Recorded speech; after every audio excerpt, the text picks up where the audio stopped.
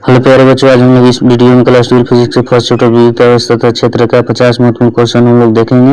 विद्युत अवस्था तथा क्षेत्र से रिलेटेड जितना भी महत्वपूर्ण क्वेश्चन है, ऑब्जेक्टिव क्वेश्चन और जो बिहार बोर्ड के प्रीवियस ईयर क्वेश्चन में पूछा गया है, तो सारा ऑब्जेक्टिव क्वेश्चन जो इसमें डाला गया है। तो ये वीडियो आप लोग के लिए काफ़ी इम्पोर्टेंट है, क्योंकि इस टाइप का वीडियो जो आपको पूरा यूट्यूब चैनल पर नहीं मिलेगा।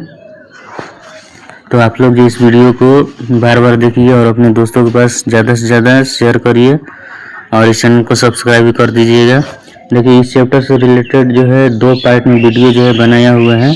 पहला पार्ट में 1 से 25 तक हम लोग जो है बेसिक क्वेश्चन हम लोग देखे थे, और जो सेकेंड जो पार्ट जो है इसका, और ये भी बहुत ही इम्पोर्टेंट है, और इसमें हम लोग जो है 25 क्वेश्चन देखे थे। इस टाइप से 50 महत्वपूर्ण क्वेश्चन हम लोग जो इस चैप्टर से रिलेटेड देखेंगे।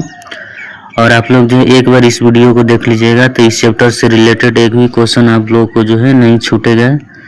तो चलिए अब हम लोग जो स्टार्ट करते हैं।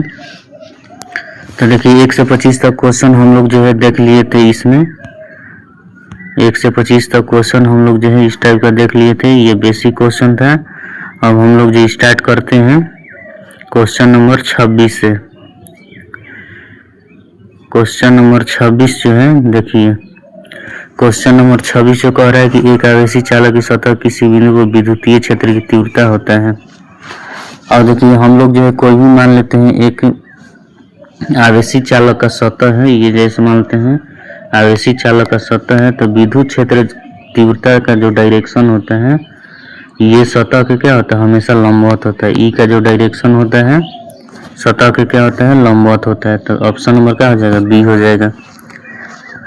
ठीक है, चलिए अगला नेक्स्ट क्वेश्चन हम लोग जो है देखेंगे 27 नंबर क्वेश्चन। 27 नंबर क्वेश्चन है, और देखिए एक विद्युतीय द्विध्रुव 2 विपरीत आवेशों से बना है। ठीक है, देखिए ये विद्युत द्विध्रुव का क्वेश्चन है। ठीक है, विद्युत द्विध्रुव आघूर्ण का क्वेश्चन है। तो हम लोग जो है द्विध्रुव आघूर्ण का फॉर्मूला हम लोग जानते हैं, P बराबर क्या होता है, Q इंटू 2D होता है। ठीक है, तो यहाँ से देखिए Q का मान जो होता है, हम लोग यहाँ पर 2 विपरीत आवेश दिया है, एक माइनस में दिया है और एक प्लस में दिया है।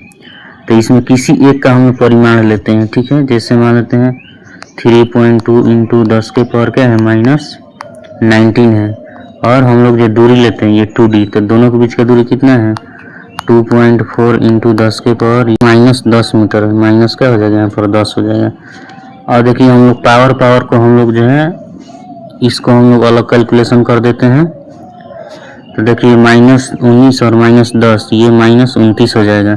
और 3.2 में 2.4 से हम लोग मल्टीप्लाई कर देते हैं, 7 ये जो है 68 आ जाएगा, और इंटू 10 के पावर जो है -29। तो इसका ऑप्शन नंबर जो है हो जाएगा बी नंबर हो जाएगा। 7.68 इंटू 10 के power -29 is the correct answer. तो देखिए इस टाइप से, देखिए हमको जो है इसमें बनाने का ये मकसद है कि आप लोग जो है, कोई ज़रूरी नहीं कि इसी टाइप का क्वेश्चन जो है और रिपीट होगा, इसी टाइप का क्वेश्चन पूछेगा।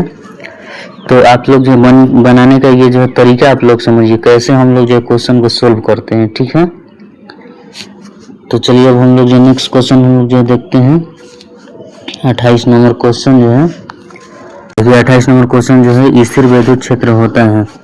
स्थिर विद्युत क्षेत्र क्या होता है, तो देखिए संरक्षी होता है कि असंरक्षी होता है, कि कहीं संरक्षी कहीं असंरक्षी। तो इसको याद रखिएगा, विद्युत क्षेत्र जो होता है ये क्या होता है, संरक्षी होता है। ऑप्शन नंबर ए हो जाएगा। ठीक है, चलिए नेक्स्ट क्वेश्चन हम लोग जो देखते हैं, इनमें कौन सी राशि या राशियां अदिश नहीं है। और देखिए इसमें कौन सा राशि अदिश नहीं है बोल रहे हैं, अदिश नहीं है तो क्या होगा, सदिश होगा। तो इसमें देखिए कौन सा राशि जो है सदिश राशि है। तो ये विद्युत क्षेत्र का जो तीव्रता होता है, देखिए ये आवेश जो है ये भी अदिश राशि होता है। देखिए आवेश जो होता है ये भी अदिश राशि होता है। धारिता भी क्या होता है, अदिश राशि। विभव भी अदिश राशि होता है। ये विद्युत क्षेत्र तीव्रता क्या होता है, अदिश राशि नहीं होता है, ये सदिश राशि होता है। तो ऑप्शन नंबर क्या हो जाएगा, सी हो जाएगा। चलिए नेक्स्ट क्वेश्चन हम लोग जो देखते हैं, और देखिए ये नेक्स्ट क्वेश्चन है, जब किसी वस्तु को आवेशित किया जाता है तो उसका द्रव्यमान क्या होता है। और देखिए इसमें जो है 2 टाइप का हो गया सवाल। जैसे किसी वस्तु को हम लोग जो है ऋणात्मक आवेश देते हैं, ऋणात्मक आवेश देते हैं मतलब उसमें इलेक्ट्रॉन की संख्या क्या होता है, बढ़ता है। तो इलेक्ट्रॉन का कुछ द्रव्यमान होता है तो उसका द्रव्यमान जो है क्या हो जाएगा, बढ़ जाएगा। अब मान लेते हैं लोग जो है किसी वस्तु को धनात्मक आवेश देते हैं, धनात्मक आवेश देते हैं मतलब इलेक्ट्रॉन वहाँ से क्या होता है, इलेक्ट्रॉन वहाँ से बाहर निकलता है। तो इलेक्ट्रॉन अगर बाहर निकलेगा तो वहाँ से थोड़ा सा कुछ सूक्ष्म द्रव्यमान जो लेकर के बाहर निकलेगा, तो इस स्थिति में उसका द्रव्यमान क्या हो जाएगा, घट जाएगा। तो देखिए यहाँ पर दोनों चीज़ होगा, द्रव्यमान जो है बढ़ेगा भी और घट भी सकता है। तो इसका ऑप्शन नंबर क्या हो जाएगा, डी हो जाएगा। जब इलेक्ट्रॉन पर ऋणात्मक आवेश देंगे तो उस समय उसका द्रव्यमान क्या हो जाएगा, बढ़ जाएगा। और जब हम लोग जो है धनात्मक आवेश देंगे, धनावेशित करेंगे, तो वहाँ उस वस्तु से इलेक्ट्रॉन क्या होता है, बाहर निकलता है। और इलेक्ट्रॉन बाहर निकलेगा तो कुछ द्रव्यमान लेकर के बाहर निकलेगा तो उसका द्रव्यमान क्या हो जाएगा, घट जाएगा। तो इसीलिए इसका ऑप्शन नंबर क्या हो जाएगा, डी हो जाएगा। चलिए नेक्स्ट क्वेश्चन हम लोग जो है देखते हैं। देखिए बहुत ही इम्पोर्टेंट और ये सब लाजवाब क्वेश्चन है जो कि बिहार बोर्ड के एग्जाम में जो है बार बार रिपीट करने का इसका संभावना जो है ज़्यादा है। तो चलिए अब हम लोग जो नेक्स्ट क्वेश्चन देखते हैं कि यदि दो आवेशों के बीच की दूरी दुगनी कर दी जाए तो उसके बीच लगने वाला बल हो जाता है। देखिए काफ़ी इम्पोर्टेंट क्वेश्चन है ये भी, कि हम लोग जो है दो आवेशों के बीच की दूरी दुगनी कर देते हैं। जैसे मान लेते हैं दो ठो आवेश है, Q1 है और एक जो है मान लेते हैं Q2 है। तो इसके बीच लगने वाला बल जो है मान लेते हैं दूरी R है, तो इस समय इसका बल रहेगा F बराबर K Q1 बाई में क्या होता है, K Q1 बटा में R² होता है। ठीक है, तो अब हम लोग जो है क्या करते हैं, इसके बीच के दूरी को हम लोग जो है दोगुना कर देते हैं, 2R कर देते हैं। देखिए 2R कर देने से अगर हम लोग जो यहाँ पर R के जगह 2R लेंगे, इसका स्क्वायर करेंगे, तो देखिए क्या हो जाएगा, F बराबर K Q1 बाई में, देखिए R के जगह 2R हमको लेना है, 2R का स्क्वायर हो जाएगा। ठीक है, तो देखिए 1 इसका 2 का स्क्वायर क्या हो जाएगा, 1/4 हो जाएगा। तो ये हो जाएगा K Q1 बाई में हो जाएगा 4R²। तो देखिए 1/, ये जो है ना 4 जो हो गया, ये 1/4 गुना क्या हो जाएगा, 1/4 गुना हो जाता है। ठीक है, अगर हम लोग दूरी को हम लोग जो है क्या करते हैं, दोगुना करते हैं, तो इस पर लगने वाला बल जो होता है, देखिए इसमें 1/4 जो हो गया ये एक्स्ट्रा टर्म आ गया, पहले वाला K Q1 है, लेकिन हम लोग दूरी को जब दोगुना कर दे रहे हैं तो क्या हो जा रहा है, 1/4 टाइम्स जो है 1/4 गुना इसका बल जो है हो जाता है। तो ऑप्शन नंबर क्या हो जाएगा, सी हो जाएगा, 1/4 गुना। इसको याद रखिएगा, काफ़ी इंपॉर्टेंट क्वेश्चन है ये। चलिए अगला क्वेश्चन, नेक्स्ट क्वेश्चन हम लोग जो है देखते हैं। और देखिए यदि एक विद्युत द्विध्रुव की अक्षीय रेखा पर स्थित किसी बिंदु पर विद्युत क्षेत्र की तीव्रता E1 है। देखिए काफ़ी इंपॉर्टेंट क्वेश्चन है ये भी, कि अक्षीय स्थिति में विद्युत क्षेत्र की तीव्रता क्या है, विद्युत क्षेत्र की तीव्रता जो E1 है। ठीक है, और उतनी ही दूरी पर निरक्षीय स्थिति में कितना है, E2 है। तो अब हमको जो है ना दोनों में रिलेशन बतलाना है। ठीक है, क्या होता है, तो देखिए जब हम लोग जो विद्युत द्विध्रुव के कारण जब हम लोग विद्युत क्षेत्र की तीव्रता हम लोग निकाल रहे थे, तो अक्षीय स्थिति में एक GL जो आया था, ये आया था, क्या आया था,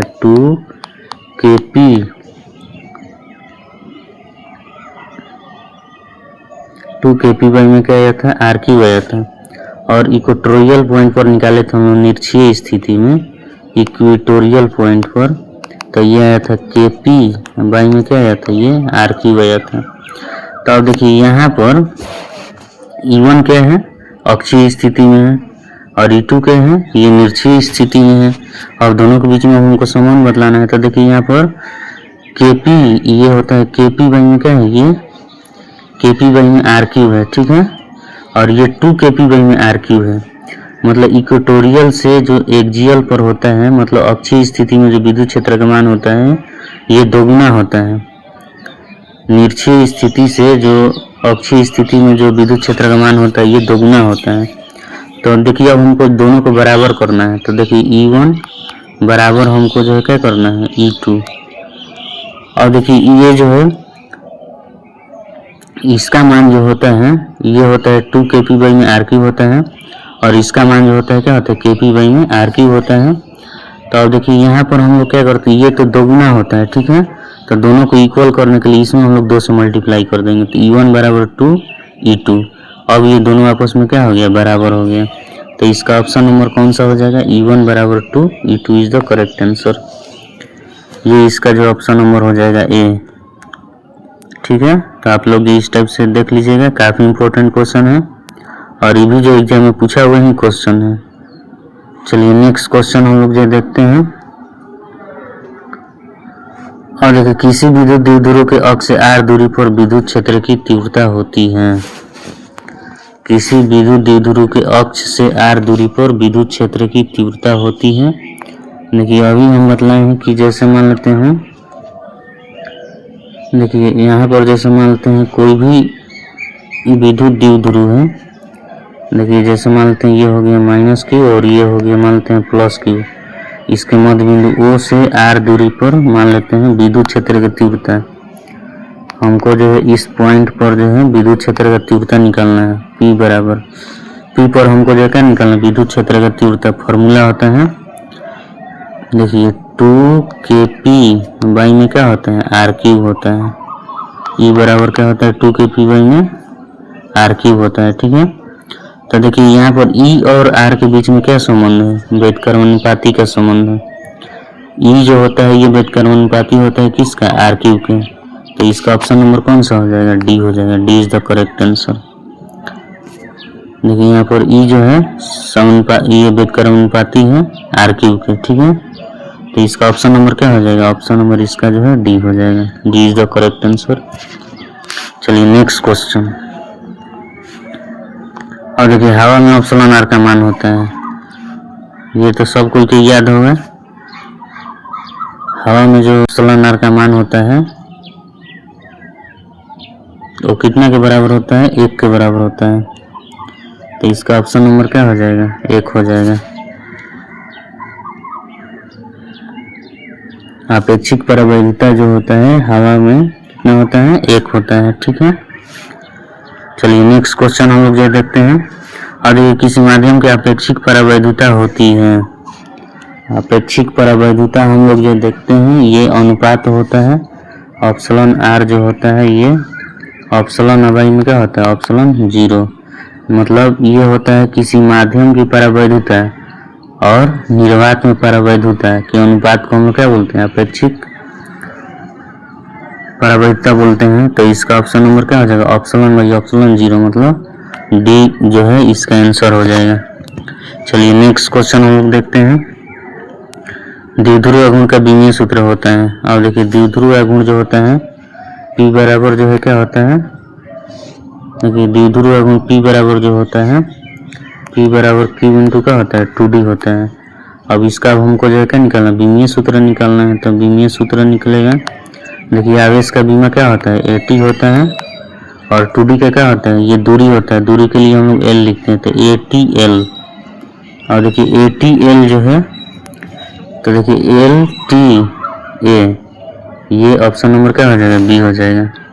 LTA हो जाएगा। ठीक है, चलिए नेक्स्ट क्वेश्चन हम लोग जो है देखते हैं, और देखिए समरूप वेग से चलायमान आवेश उत्पन्न करता है। देखिए अगर कोई भी आवेश अगर एक समान रूप से अगर एक समान वेग से चलता है तो ये जो है क्या उत्पन्न करता है, एक समान वेग से जब ये चलता है तो ये विद्युत चुंबकीय क्षेत्र उत्पन्न करता है। विद्युत क्षेत्र भी उत्पन्न करता है और चुंबकीय क्षेत्र दोनों उत्पन्न करता है। इसका ऑप्शन नंबर क्या हो जाएगा, सी हो जाएगा। याद रखिएगा, अगर कोई भी अगर मान लेते हैं कि आवेश अगर स्थिर रहेगा तो केवल और केवल विद्युत क्षेत्र उत्पन्न करता है। लेकिन वही आवेश अगर एक समान वेग से अगर जो है वो गति करता है तो विद्युत और चुंबकीय क्षेत्र दोनों उत्पन्न करता है। ठीक है, ऑप्शन नंबर सी हो जाएगा। चलिए नेक्स्ट क्वेश्चन हम लोग जो 38 क्वेश्चन देखते हैं, विद्युत क्षेत्र में एक आवेशित कण पर लगने वाला बल का मान होता है। देखिए अगर विद्युत क्षेत्र मान लेते ई है और उसमें क्यू आवेश गति कर रहा है तो उस पर लगने वाला बल जो होगा ए बराबर क्यू इंटू क्या होता है, ई होता है। ए बराबर क्यू इंटू ई होता है। तो इसका ऑप्शन नंबर क्या हो जाएगा, ए हो जाएगा। चलिए नेक्स्ट क्वेश्चन हम लोग देखते हैं, एक स्टेट कूलम का मान कूलम में होता है। और देखिए काफ़ी इंपॉर्टेंट है, स्टेट कूलम जो होता है ये आवेश का सीजीएस प्रति में मात्रक होता है, ठीक है। आवेश का सीजीएस प्रति में मात्रक जो होता है वो स्टेट कूलम होता है, ठीक है। देखिए सीजीएस पद्धति में आवेश का जो मान होता है ये क्या होता है, ईएसी होता है। ईएसी का मतलब होता है इलेक्ट्रोस्टैटिक यूनिट होता है। तो ये सीजीएस पद्धति में किसका मात्रक होता है, ये आवेश का मात्रक होता है, ठीक है। और देखिए तो अब दोनों में संबंध क्या होता है, कूलम में और स्टेट कूलम में क्या संबंध होता है। तो देखिए एक स्टेट कूलम में कितना कूलम होता है, तो ये होता है 1/3 × 10⁻⁻9 कूलम होता है, ठीक है। इसको याद रखिएगा, ये भी काफ़ी इंपॉर्टेंट क्वेश्चन है। ऑब्जेक्टिव क्वेश्चन में बार बार क्वेश्चन जो रिपीट करता है, ठीक है। तो ये ऑप्शन नंबर क्या हो जाएगा, डी हो जाएगा। चलिए नेक्स्ट क्वेश्चन हम लोग जो है देखते हैं। 40 नंबर क्वेश्चन जो है कि इसमें जो है निकालना है हमको निकाय की विद्युत स्थितीय ऊर्जा निकालना है, ठीक है। तो निकाय का जो विद्युत ऊर्जा का जो फॉर्मूला होता है स्थितिज ऊर्जा का, ये होता है U बराबर फॉर्मूला होता है K Q1 Q2 बाई में R होता है। इसी फॉर्मूला पर हम लोग जो है बनाएंगे। तो देखिए यहाँ पर हो जाए K का मान कितना होता है, 9 × 10⁻9 होता है, ठीक है, इंटू, और देखिए यहाँ पर है 10 माइक्रोकूलम। तो 10 × 10⁻⁻ क्या लिखेंगे हम लोग जो है 6 लिखेंगे। माइक्रो मतलब क्या होता है 10⁻⁻6। फिर अब देखिए ये -10 माइक्रोकूलम है, Q2 का मान -10 × 10⁻⁻6, ठीक है।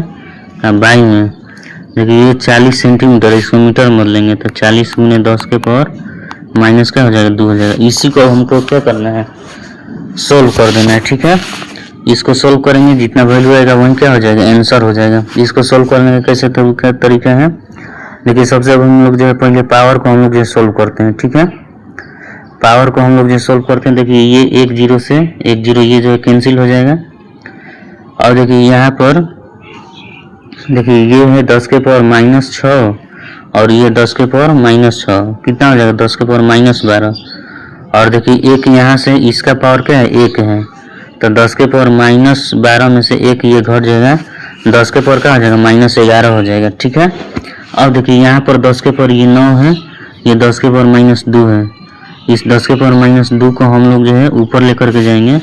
तो देखिए ये 9 बाई में क्या हो जाएगा 4 इंटू 10 के पावर 9, ये 10 के पावर -2, 10 के पावर क्या हो जाएगा 11 हो जाएगा, ठीक है, इंटू, और देखिए यहाँ पर 10 के पावर -6, ये 10 के पावर -6 -12 और एक इसमें से ये वाला घट जाएगा यहाँ पर, तो ये हो जाएगा 10 के पावर -11।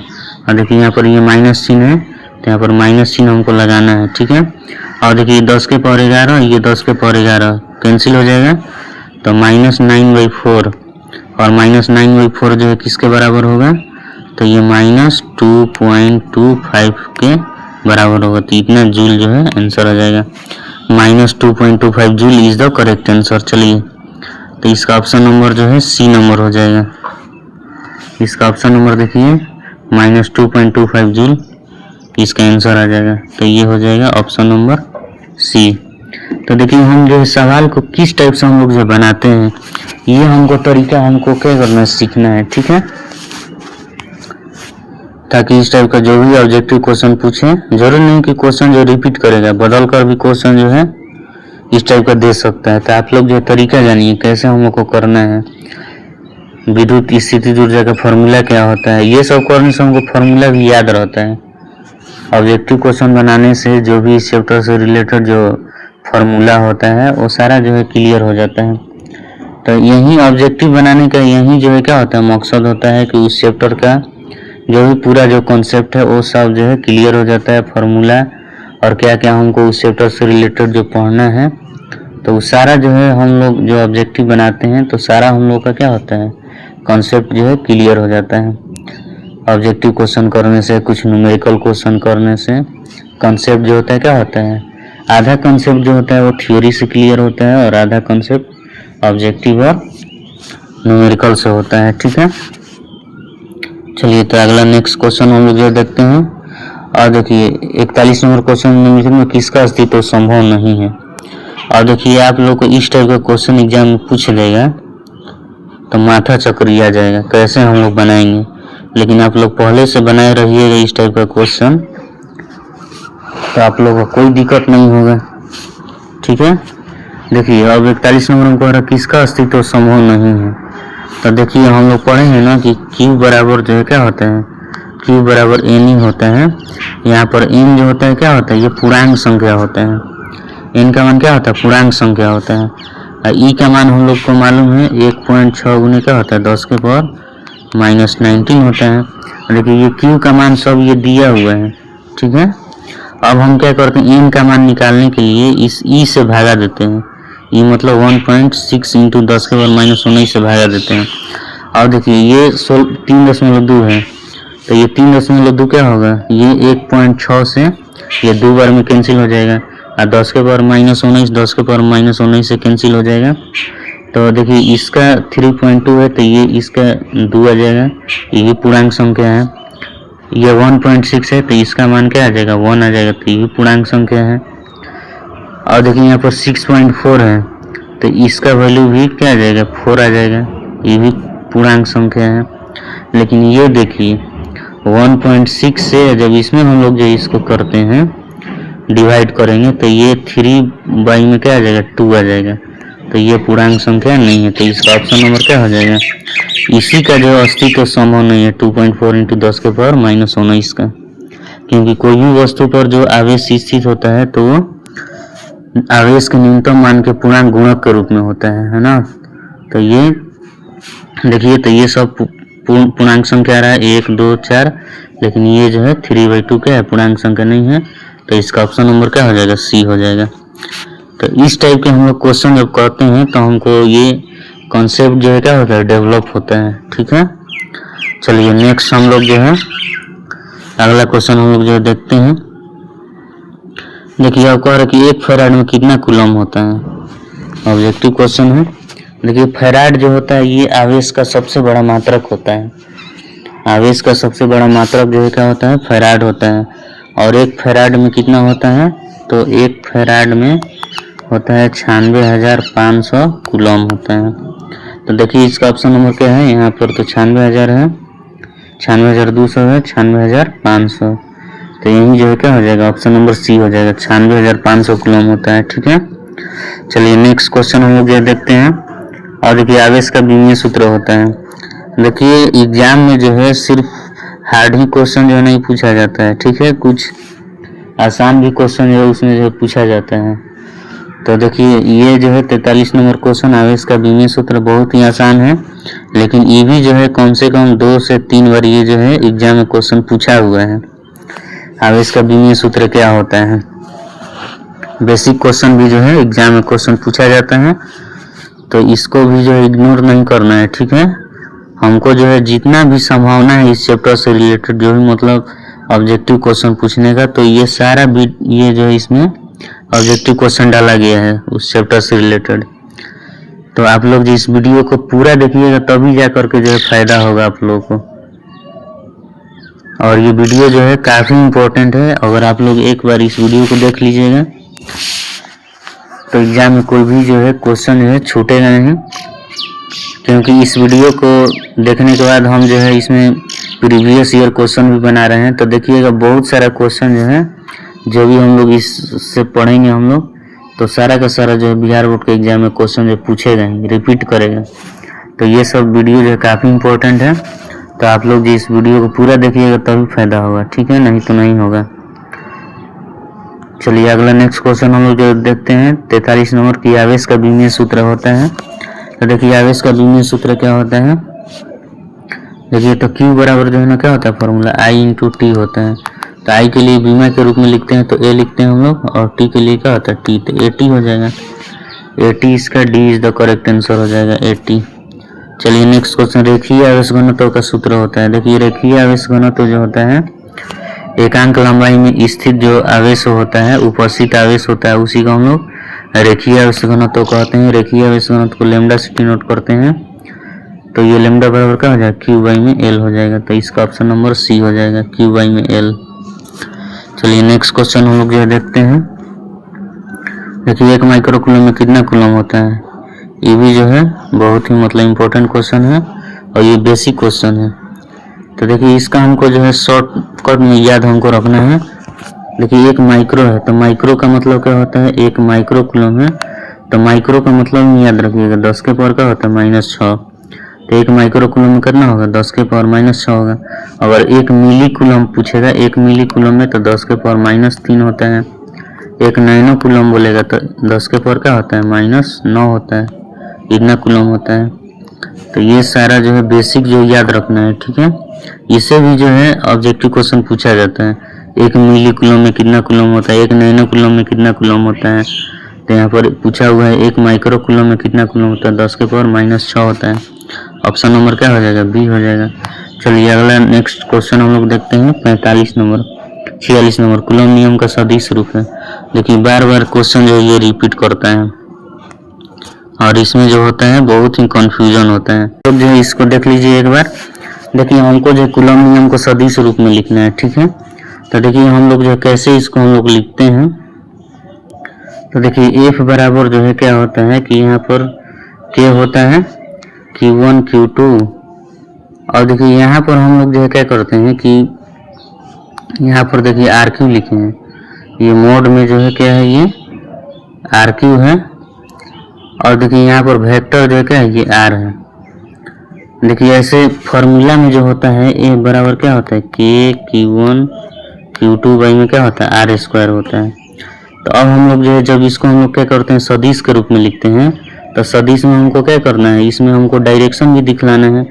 तो याद रखिएगा डायरेक्शन दिखलाने के लिए हम लोग जो है आर का प्रयोग करते हैं। हम लोग आर जो होता है ये एकांक सदिश होता है, ये डायरेक्शन को बताने के लिए जो निरूपित किया जाता है। और आर कैसे निकालते हैं हम लोग, तो ये वेक्टर आर बाई में क्या होता है, आर हम लोग जो है लिखते हैं, ये मैग्नीट्यूड होता है, इस टाइप से ये डिफाइन होता है।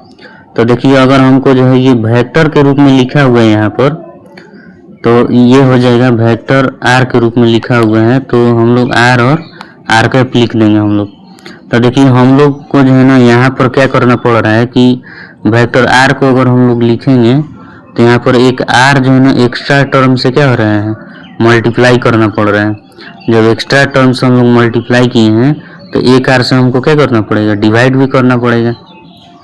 देखिए ये वेक्टर आर के रूप में जब हम लिखेंगे तो इसका वैल्यू जो होता है आर और आर कैप होता है, ठीक है। तो देखिए इसमें हम लोग जो है वेक्टर आर के जगह पर अगर आर और आर कैप लिखेंगे हम लोग, तो एक हम लोग आर से क्या कर रहे हैं, मल्टीप्लाई कर रहे हैं। तो इस आर को हटाने के लिए हम लोग को क्या करना पड़ेगा, एक आर से हमको डिवाइड करना पड़ेगा। तो देखिए फॉर्मूला में R² होता है, लेकिन एक आर से हम लोग डिवाइड करेंगे हम लोग, तो इसीलिए इसका एक पावर क्या हो जाता है, बढ़ जाता है, मतलब R³ हो जाएगा। तो इसका देखिए ऑप्शन नंबर क्या हो जाएगा, इसका option number K Q1 Q2 by R³। अगर देखिए यहाँ पर ये दिया हुआ है, वेक्टर का चिन्ह दिया हुआ है, तो यहाँ पर याद रखिएगा ये R³ में कन्वर्ट हो जाएगा, ठीक है। R³ में ये जो है कन्वर्ट हो जाएगा। तो इसका ऑप्शन नंबर देख लीजिए कौन सा हो जाएगा। तो इसका ऑप्शन नंबर जो हो जाएगा, देखिए ऑप्शन नंबर ए हो जाएगा। इसका ऑप्शन नंबर जो है ए हो जाएगा, इसका ऑप्शन नंबर जो है ए हो जाएगा। देखिए ये तो नहीं होगा, यहाँ पर क्या है, ये R² है, ये नहीं होगा।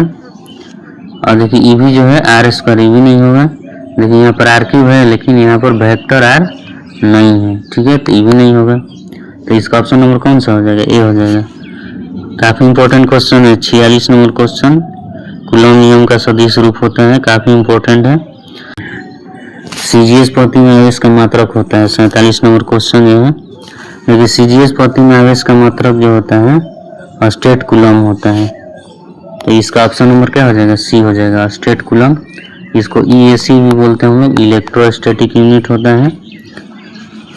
तो ये CGS पद्धति में आवेश का ये मात्रक होता है स्टेट कूलम, ठीक है। चलिए अगला क्वेश्चन मुझे देखते हैं 48 नंबर क्वेश्चन। एक समान विद्युत क्षेत्र में द्विध्रुव पर लगने वाला बल होता है। अब देखिए हम लोग एक समान विद्युत क्षेत्र में अगर हम लोग द्विध्रुव को रखते हैं, हम लोग ये एक समान विद्युत क्षेत्र हो गया, इसमें हम लोग जो है एक द्विध्रुव को रखेंगे -Q और ये जो है +Q। तो इस पर जो है लगने वाला बल का मान होता है F बराबर क्या होता है, बल का मान क्या होता है, तो देखिए इस द्विध्रुव पर लगने वाला बल का मान जो है होता है क्या होता है, शून्य होता है। याद रखिएगा, इंपॉर्टेंट क्वेश्चन है, क्या होता है, शून्य होता है। देखिए इस पर द्विध्रुवाघूर्ण लगता है, द्विध्रुवाघूर्ण टाउ बराबर जो होता है P क्रॉस E ये होता है, लेकिन इस पर बल जो होता है क्या होता है, शून्य होता है। द्विध्रुवाघूर्ण होगा, डाइपोल मोमेंट होता है, लेकिन इस पर बल क्या होता है, शून्य होता है। तो इसको भी याद रखिएगा कि एक समान विद्युत क्षेत्र में द्विध्रुव पर लगने वाला बल क्या होता है, शून्य होता है। इसका ऑप्शन नंबर क्या हो जाएगा, ऑप्शन नंबर ए हो जाएगा। ठीक है, चलिए नेक्स्ट क्वेश्चन हम लोग जो देखते हैं। विद्युतीय द्विध्रुवीय कारण अक्षीय स्थिति में किसी बिंदु पर विद्युत क्षेत्र तीव्रता के व्यंजक होता है। देखिए अभी अभी क्वेश्चन हम लोग जो है पीछे भी हम लोग देखे हैं कि अक्षीय स्थिति में विद्युत क्षेत्र तीव्रता का जो व्यंजक होता है E बराबर जो होता है 2kp/, में जो होता है ये r³ होता है। ठीक है, 2kp/, में क्या होता है, r³ होता है। तो देखिए यहाँ पर k के जगह पर क्या है, ये 1/4πε0 है, k का मान हो गया। देखिए 2 है, p है, और नीचे में क्या है, r³ है। तो ये a is the correct answer. इसका ऑप्शन नंबर क्या हो जाएगा, ए हो जाएगा। चलिए अगला क्वेश्चन, अगला और ये लास्ट क्वेश्चन है। देखिए रेखीय आवेश घनत्व का ऐसा ही मात्रक होता है। देखिए रेखीय आवेश घनत्व का जो ऐसा ही मात्रक जो होता है, फॉर्मूला इसका हम लोग जो है देखे हैं अभी कि लैम्डा बराबर जो है क्या होता है, Q/L होता है। तो देखिए इसका आवेश का मात्रा क्या होता है, कूलम होता है, और ये लंबाई का मात्रा क्या होता है, मीटर। तो कूलम पर मीटर, तो इसका आंसर जो है कूलम पर मीटर हो जाएगा। ऑप्शन नंबर सी है, कूलम पर मीटर। तो ये देखिए हम लोग जो है 1 से 50 क्वेश्चन जो है हम लोग जो इसमें देख लिए।